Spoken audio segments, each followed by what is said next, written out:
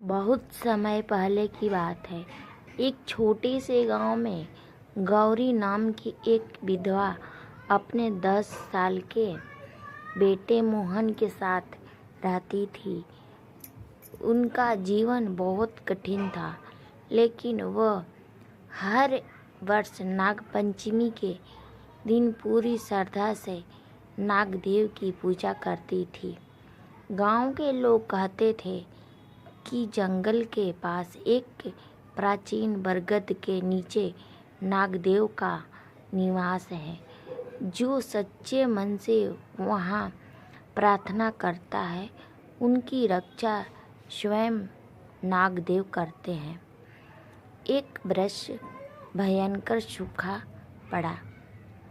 खेत सूख गए, कुएं खाली हो गए और लोगों के घरों में अन्न का एक दाना भी नहीं बचा।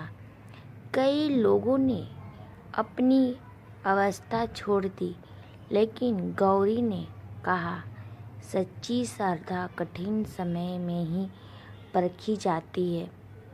नाग पंचमी की सुबह गौरी ने मिट्टी का एक छोटा दीपक जलाया। दूध की कुछ बूंदें एक कटोरी में रखी और अपने बेटे के साथ बरगद के पास पहुंची। वहां पहुंचकर उसने हाथ जोड़कर कहा, हे नागदेव, हम धन नहीं चाहिए, बस हमारे गांव की रक्षा कीजिए। उस समय झाड़ियों में हलचल हुई। एक बड़ा काला नाग धीरे धीरे बाहर आया। मोहन डर गया, लेकिन गौरी शांत रही। नाग ने कटोरी के पास आकर दूध को देखा, फिर बिना कुछ पिए जंगल की ओर लौट गया। गांव वालों ने यह बात सुनी तो कई लोग हंसने लगे। उन्होंने कहा, देखा, नाग ने तुम्हारा चढ़ावा स्वीकार भी नहीं किया। लेकिन उसी रात तेज वर्षा शुरू हुई। सूखी धरती भीग गई, तालाब भर गया और खेतों में फिर से हरियाली लौट आई। कुछ दिनों बाद गांव के पास खुदाई हो रही थी। अचानक मजदूरों को एक बड़ा नाग दिखाई दिया। वे उसे मारने दौड़े। तभी गौरी वहां पहुंची और बोली, जिस जीव ने हमारा कभी नुकसान नहीं किया, उसे हम क्यों मारे। सबने उसकी बात मान ली।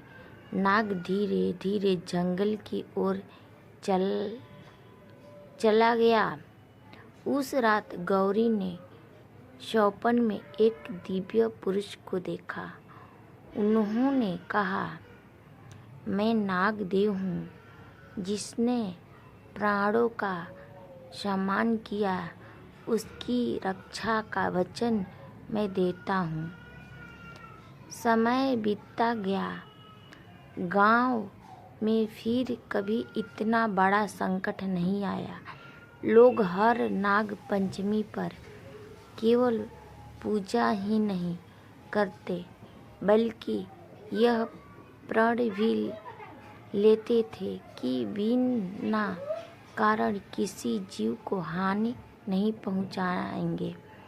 तभी से गांव में यह परंपरा बन गई कि नाग पंचमी का असली अर्थ केवल दूध चढ़ाना नहीं, बल्कि प्रकृति, जीव जंतुओं और धरती का सम्मान करना है।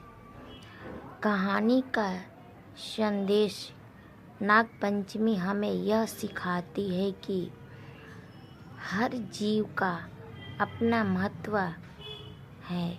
दया, श्रद्धा और प्रकृति के प्रति सम्मान की ही सच्ची पूजा है।